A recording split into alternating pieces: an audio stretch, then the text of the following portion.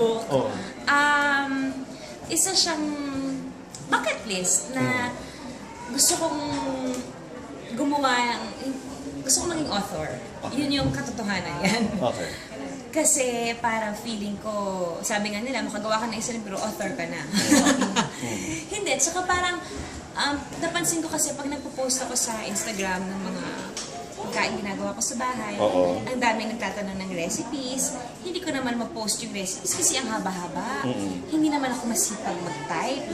Hindi din ako marunong hindi din ako marunong ng measurements, so kailangan ko aralin yung measurements. And at the same time, parang feeling ko, ito yata yung tamang panahon na mag-share ako ng recipes ko, like for young moms, yung mga, kahit nga hindi basta gusto matutong magluto, gusto ko lang i-share yung experience ko kung paano ako nagkaroon ng relationship with food, paano akong na-in-love sa pagluluto, kung paano ako napapasaya ng kusina ko, and yung joy of cooking for family and friends. So the book is really all about my life story since I was a kid hanggang sa ngayon na nag-culinary ako.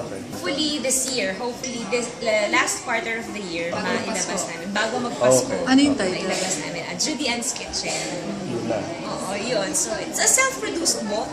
Gusto ko lang mag-share. Kumbaga, it's time to share a part of your knowledge, di ba? Hindi ako makapag-share ng acting tips sa libro dahil hindi naman ako acting coach. Marami na nung susulat ng cookbook na hindi naman chef, na mga homemakers lang. So nandun ako sa mga homemakers na cookbook.